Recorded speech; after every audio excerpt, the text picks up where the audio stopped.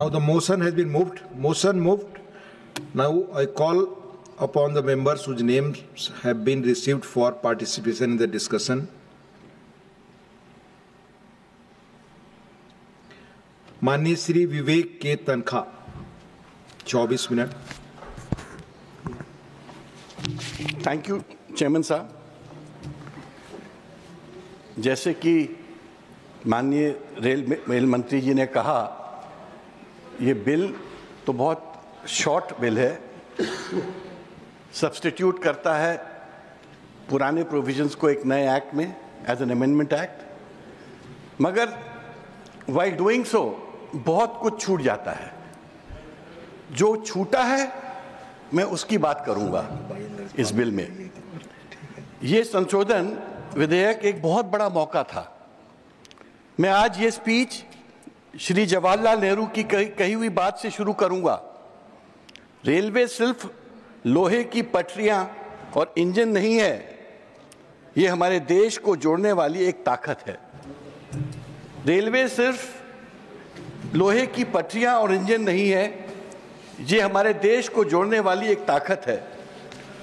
आज हम रेलवे संशोधन विधेयक 2024 पर विश्लेषण और बहस करने के लिए यहाँ एकत्रित हुए हैं, जिसके बारे में मेरा मानना है कि ये एक बड़ा सुधार लाने का एक खोया हुआ अवसर है. इंग्लिश में I would say that Indian railway carries not just passengers, but the hopes, dreams, and struggles of 1 billion people. Railway budget एक बहुत ही उत्तम शुरुआत होती थी रेलवे की. अब तो वो शुरुआत ही खत्म हो गई है. 1924 से 2016 तक रेलवे का अलग बजट था, जिसमें रेलवे की योजनाएं, खर्च साफ साफ दिखते थे. अब रेलवे का बजट एक आम बजट में मिला दिया गया है, जिससे पारदर्शिता खत्म हो गई है. मुझे याद है पूरा देश मेन बजट से ज्यादा रेलवे बजट के लिए रुका रहता था. हम चाहते थे कि हमको पता चले कि कौन सी नई ट्रेन स्टार्ट हो रही हैं, कौन कौन से स्टेशंस में रुकेंगी, क्या टाइमिंग्स होंगे, क्या नई योजनाएं आएंगी, ब्रॉडवेज, लॉन्ग, कहाँ जहाँ छोटी छोटी लाइन थी, बड़ी लाइन कब होगी. बहुत सारी बातें हुआ करती थी और जिसकी पूरा देश प्रतीक्षा किया करता था. सर, वो प्रतीक्षा खत्म हो गई है, क्योंकि आपने हमसे शेयर करना ही बंद कर दिया है. मुझे आज याद है लाल बहादुर शास्त्री जी 52 से 66 रेलवे मंत्री थे. जगजीवन राम जी 56 से 62, फिर 67 से 1970 रेलवे मंत्री थे. माधवराव सिंधिया जी 84 से 89 जैसे रेलवे मंत्रियों ने आधुनिकीकरण, यात्री सुविधाएं और रेलवे विस्तार पर ध्यान केंद्रित किया था. ये सब बहुत बड़े लोग थे. ये इतिहास पुरुष थे सब. ये भी बड़े हैं, ये भी बड़े हैं. अभी तो इनको मैं एड्रेस कर रहा हूं.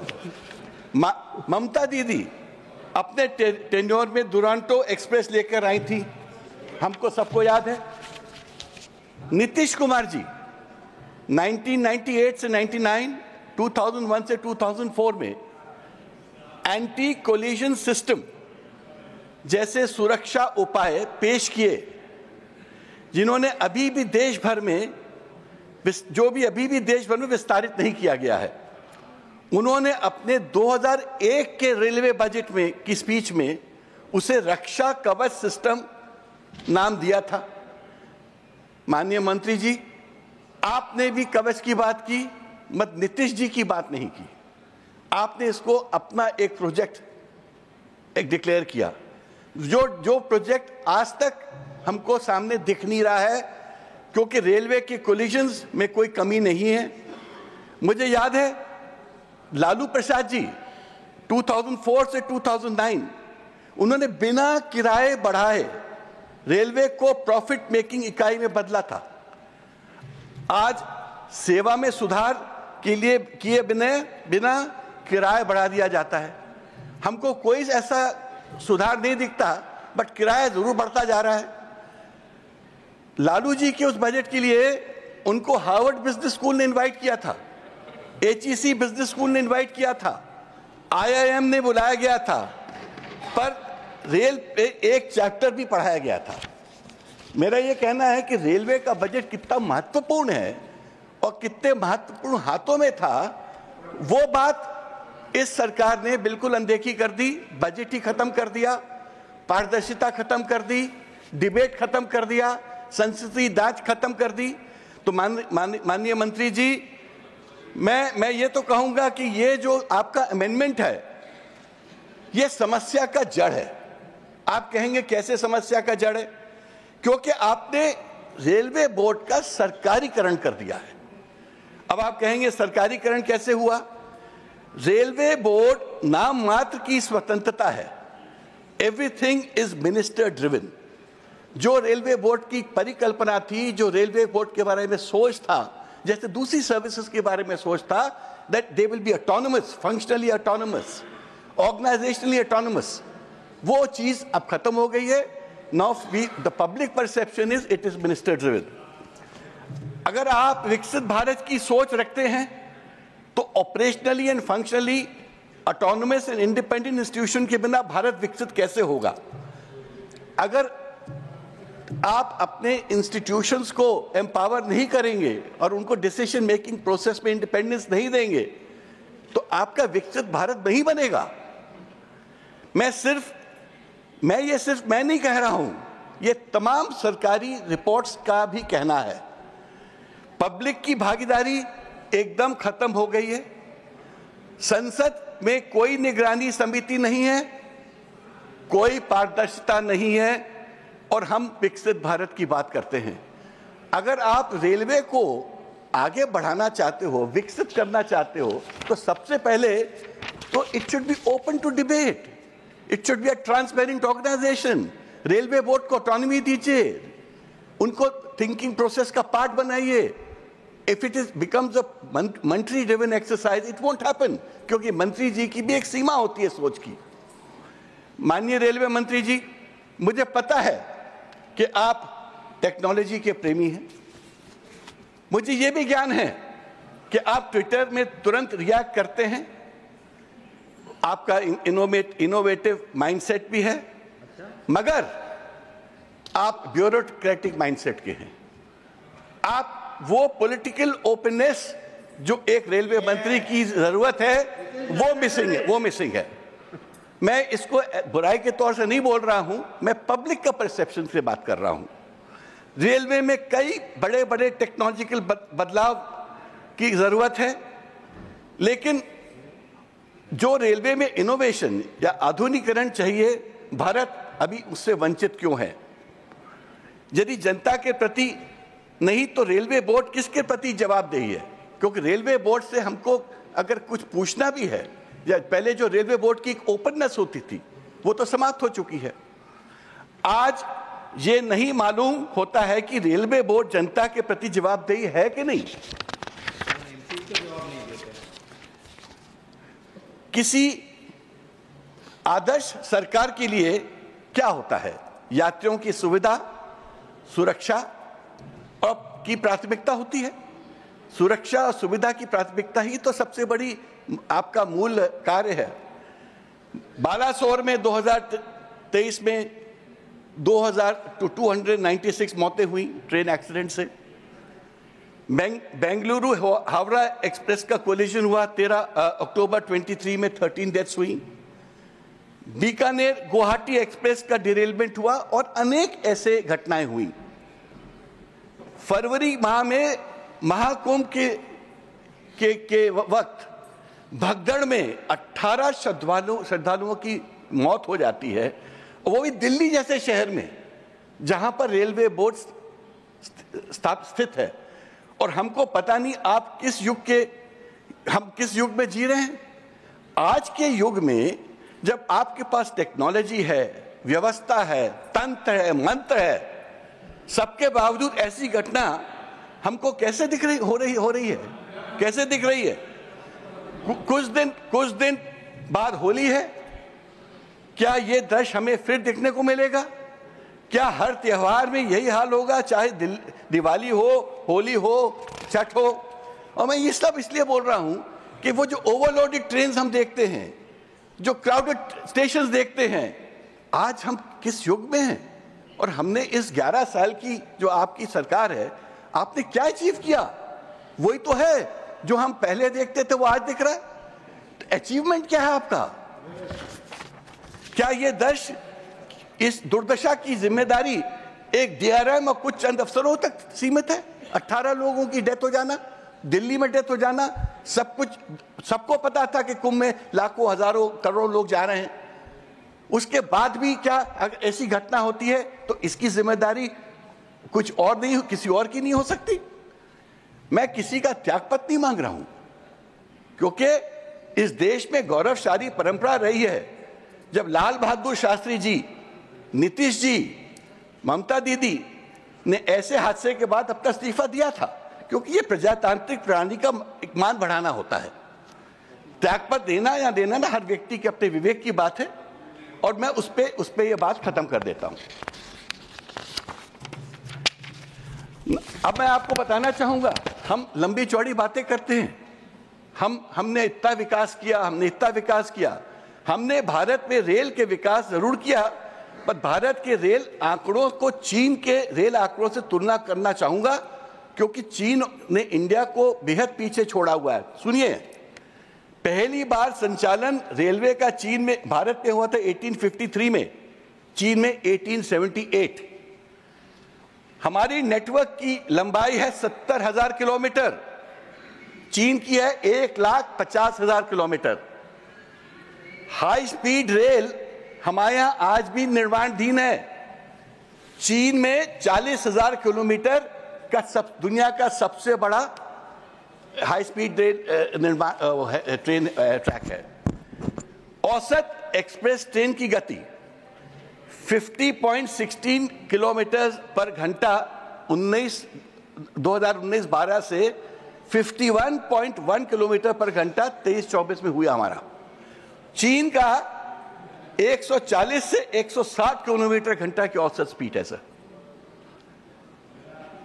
औसत मालगाड़ी की गति 23.6 किलोमीटर पर घंटा 19-20 और 23-24 के बीच की बात बता रहा हूं मैं। चीन में मालगाड़ी की स्पीड है 120 किलोमीटर पर घंटा औसत स्पीड।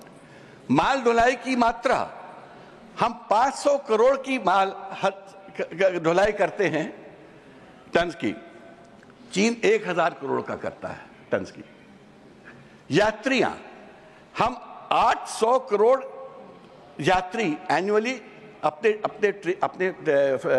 ट्रेन में ले जाते हैं एज पैसेंजर्स, वहां 2000 करोड़ जाते हैं। अंतरराष्ट्रीय चीन, हमारा कनेक्शन क्या है? हम पाकिस्तान से कनेक्टेड थे, वो बंद हो गया। नेपाल की सीमा तक ही ट्रेन जाती है, अंदर आगे नहीं जाती है। बांग्लादेश में जो परिस्थितियां हैं वो आपके सामने हैं। चीन यूरोप से कनेक्टेड है, लाओस से कनेक्टेड हो रहा है, म्यांमार, थाईलैंड और वियतनाम। तो मेरा ये कहना है कि हम जब विकसित भारत की बात करते हैं तो हमको इन मापदंडों के बारे में सोचना चाहिए कि जो हमारे से कॉम्पिटिटिव नेशंस हैं उनके मापदंड क्या है, मेरे मापदंड क्या हैं, और हम कितने पीछे हैं। आपका 2013-14 में एवरेज फेयर पर पैसेंजर क्या था? 0.32, जो आपके रेलवे के मापदंड से मेजर होता है। 21-22 में बढ़कर 0.66 हो गया, जो 107% की बढ़ोतरी है एवरेज फेयर पर पैसेंजर। तत्काल टिकट और डायनेमिक किराया में ज्यादा पैसा देने पड़ते हैं, 2000 का 6000 तक देना पड़ता है, जैसे फ्लाइट में होने लगा है। क्या सरकार प्राइवेट कंपनी से कंपटीशन कर रही है? Railway is a public carrier, क्या आप प्राइवेट कंपनी से कॉम्पीट करना चाहते हैं? Platform ticket, cancellation fee, reservation fee सब बेहद बढ़ चुके हैं। वंदे मातरम दिल्ली कानपुर की औसत गति 83 किलोमीटर घंटा है, वो तो आपका प्रोजेक्ट है। जिसका किराया 1195 रुपीज है, जबकि शताब्दी की स्पीड 82 किलोमीटर घंटा है, जिसका किराया 840 रुपए है। क्या फर्क है? 200 रुपए का 200 फर्क है, मगर स्पीड में क्या फर्क है? एक किलोमीटर का। मनमोहन सिंह जी ने की सरकार के तहत यही शताब्दी का टिकट 450 से कम था। मेरा प्रश्न यह है कि वंदे भारत ट्रेन में आपने क्या बदला? सिर्फ इंजन का शेप बदला, उसको एक जैसे एरो शेप देते हैं। कुछ टाइम पहले एक गाय, मेरे पास तस्वीर है, वंदे भारत की इंजन से टकरा गई थी, तो जब खोला सामने का तो देखा अंदर खोखला है। तो फ्रैंकली स्पीकिंग वो आपने खाली एक मॉडर्न डिजाइन देके you have sold Vande Bharat, जबकि उसकी जो स्पीड है कोई दूसरी पुराने ट्रेनों से कोई ज्यादा नहीं है। लखनऊ जाने वाली वंदे भारत 6 घंटे 25 मिनट लेती है। अरुणाचल पुरानी ट्रेन है, अरुणाचल एक्सप्रेस, हमसफर एक्सप्रेस पुरानी ट्रेन है, मुझे भी उतना ही टाइम लेती है। तो कौन सी बड़ी बात है आपने वंदे भारत स्टार्ट किया? टिकट ज्यादा, घंटे से। दिल्ली से रीवा बड़ी मुश्किल से ट्रेन स्टार्ट हुई। ये सालों तक विंध्य क्षेत्र रेलवे विहीन था, रेलवे थी नहीं वहां पर। बड़ी मुश्किल से अर्जुन सिंह जी के वक्त वो वहां पटरी लगी, ट्रेन स्टार्ट हुई। अब प्रयागराज से होते हुए दिल्ली से प्रयागराज, वहां से रीवा जाती है एक ट्रेन जो पूरे विंध्य प्रदेश को केटर करती है। प्रयागराज के बाद वो ट्रेन 5 घंटे लेती है रीवा पहुंचने के लिए। हम गाड़ी से 2 घंटे में पहुंच जाते हैं, तो लोग प्रयागराज में उतर जाते हैं, गाड़ी से जाते हैं।